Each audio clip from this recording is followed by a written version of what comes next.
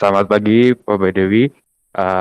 Berikut presentasi dari kelompok kami yang membahas mengenai mata kuliah etika dan profesi hukum, spesifik pada profesi hakim, yang berjudul Implementasi Penerapan Kode Etik dan Perilaku pada Hakim Konstitusi berdasarkan Undang-Undang Nomor 24 Tahun 2003 tentang Mahkamah Konstitusi.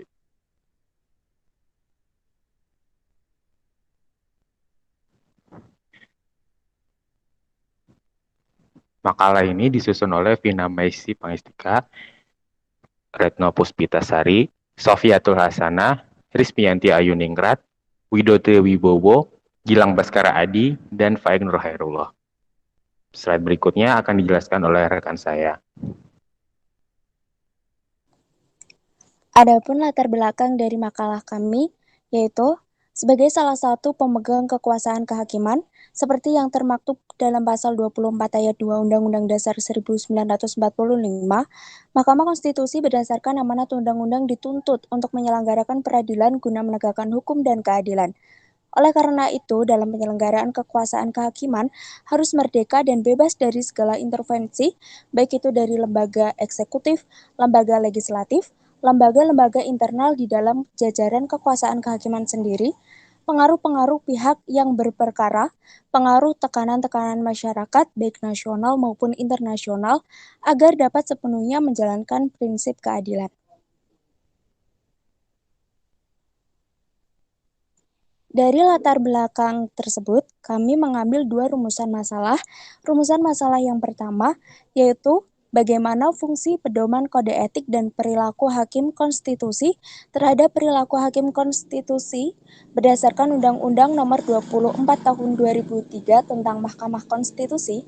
Lalu rumusan masalah yang kedua, yaitu bagaimana faktor yang mempengaruhi optimalisasi penerapan kode etik profesi hakim Mahkamah Konstitusi berdasarkan Undang-Undang Nomor 24 Tahun 2003 tentang Mahkamah Konstitusi.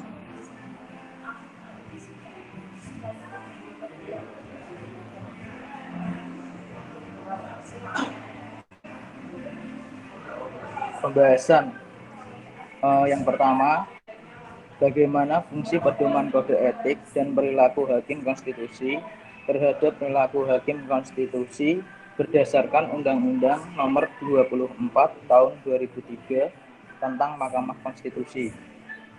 Dalam pasal 24 ayat 2 Undang-Undang Dasar Negara Republik Indonesia tahun 1945 yang berbunyi kekuasaan kehakiman dilakukan oleh sebuah Mahkamah Agung dan badan peradilan yang berada di bawahnya dalam lingkungan peradilan umum, lingkungan peradilan agama, lingkungan peradilan militer, lingkungan peradilan tata usaha negara, dan oleh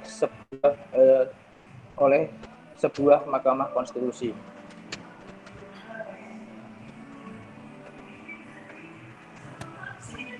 Selanjutnya, Mahkamah Konstitusi memiliki kode etik dan perilaku hakim konstitusi yang berpijak pada The Bangalore Principle of Judicial Conduct tahun 2002 dan ditambah dengan Undang-Undang Nomor 24 Tahun 2003 tentang Mahkamah Konstitusi dan nilai-nilai budaya bangsa Indonesia. Kode etik dan perilaku hakim konstitusi yang kemudian dituangkan dalam Peraturan Mahkamah Konstitusi Nomor 7 PMK 2005 yang mengatur tentang kode etik hakim konstitusi. Kemudian disempurnakan melalui Peraturan Mahkamah Konstitusi Nomor 9 PMK 2006 tentang penegakan pernyataan kode etik dan perilaku hakim konstitusi.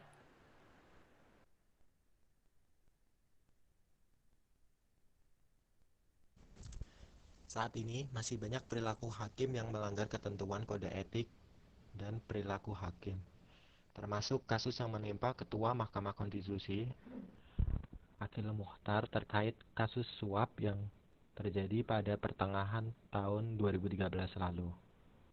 Mahkamah Konstitusi melalui uji materi atas putusan MK nomor 1-2 PUU XXI 2014 tanggal 13 Februari tahun 2014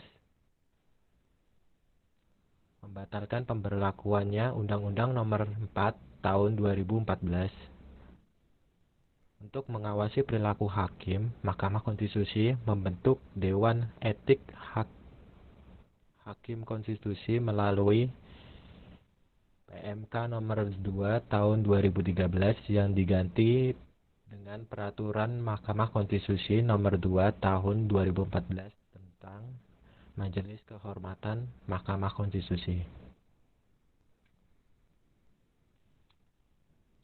Dewan Etik Hakim Konstitusi yang bersifat permanen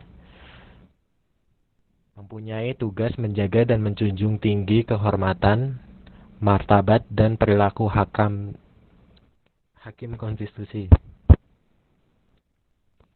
Usai proses seleksi oleh panitia seleksi yang dipimpin oleh mantan Wakil Ketua MK, Prof. Laika Marzuki, dan Ketua MK Hamdan Zulfa meresmikan Dewan Etik Hakim Konstitusi dengan surat keputusan MK nomor 15 tahun 2013 tentang Majelis Etik Hakim Konstitusi periode 2013 sampai 2016. Mantan Hakim Konstitusi Muhti Fajar terpilih sebagai Ketua Dewan Etik.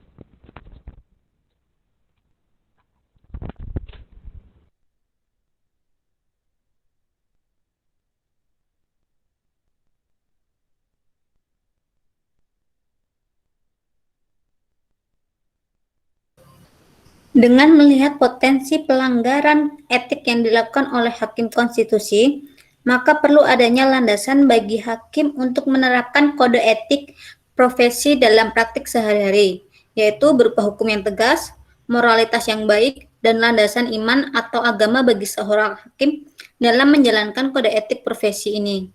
Karena mengingat kode etik profesi hakim merupakan hukum berupa peraturan perundang-undangan yang berlaku secara teratur dan tegas yang bersumber dari nilai-nilai yang diajarkan oleh agama dalam bentuk akhlak yang melahirkan nilai-nilai akhlak hakim yang baik. Seorang hakim dalam menjalankan etika profesinya tentu harus diikuti oleh keimanan seorang hakim pada agamanya karena hal tersebut akan menunjukkan akhlak seorang hakim sehingga ia akan menjalankan etika profesi dengan baik.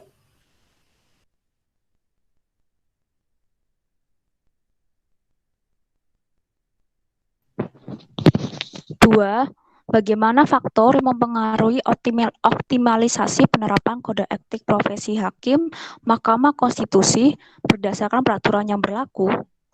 Pada prinsipnya, seorang hakim dituntut untuk menjaga integritas dan independensinya dalam menjalankan fungsinya di peradilan.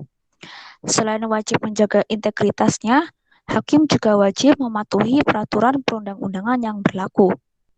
Dalam praktiknya, hakim memiliki beban yang lebih berat terkait intervensi dari pihak lain.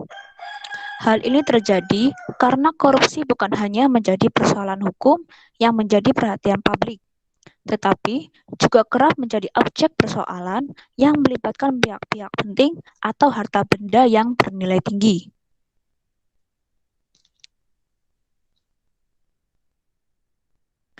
Kesimpulan, karena mengingat kode etik profesi hakim merupakan hukum berupa peraturan perundang-undangan yang berlaku secara teratur dan tegas, yang bersumber dari nilai-nilai yang diajarkan oleh agama, baik dalam bentuk akhlak yang melahirkan nilai-nilai akhlak hakim yang baik.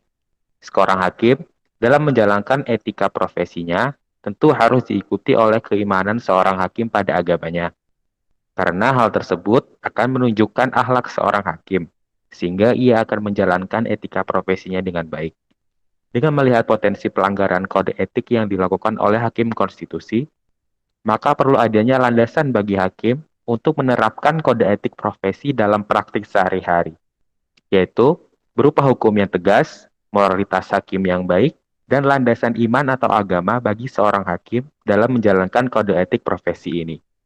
Demikian presentasi dari kelompok kami. Semoga bermanfaat. Terima kasih banyak atas perhatiannya. Selamat pagi.